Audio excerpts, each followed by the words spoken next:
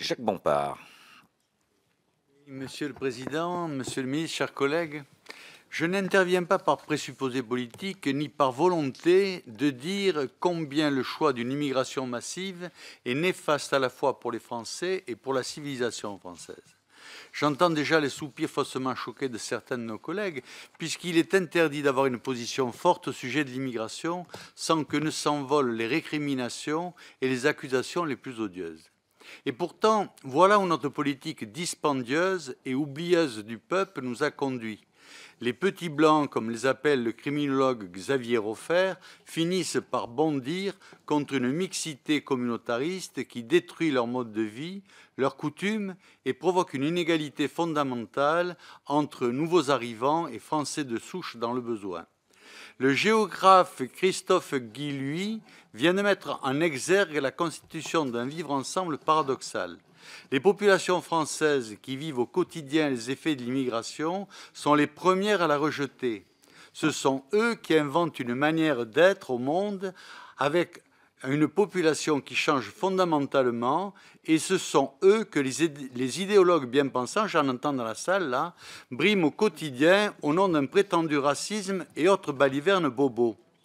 Pourtant, il me faut bien vous dire que le crédit alloué à cette politique, dont on ne sait que trop bien d'abord qu'il est fort loin de recouvrir l'ensemble des dépenses liées à l'immigration, qu'elles soient directes ou indirectes, ensuite qu'il est aujourd'hui insupportable pour le peuple français et qu'il a le double tort de masquer les dépenses réelles liées au grand remplacement, révéler tout de même que l'effort financier porté par les familles de France dans le PLFSS serait largement amoindri par une refonte des aides sociales incitatives à la migration.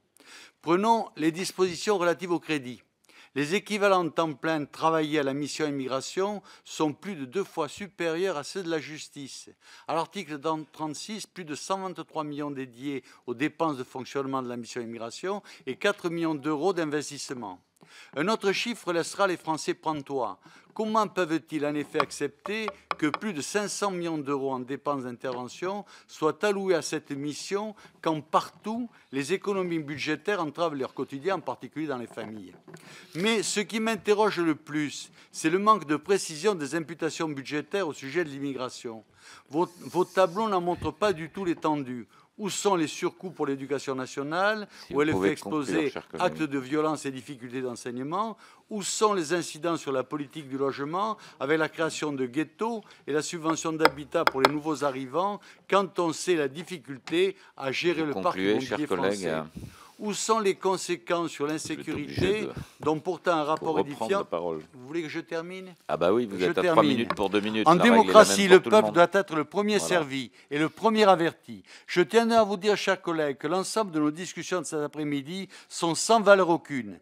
Tant qu'un grand référendum sur la politique migratoire et ses coûts n'est pas organisé, nous nous arrogerons un droit qui n'est pas le nôtre. Nous devenons paradoxalement les élus d'un mondialisme destructeur de la concorde nationale plutôt que les serviteurs de la volonté populaire, et cela, c'est inacceptable.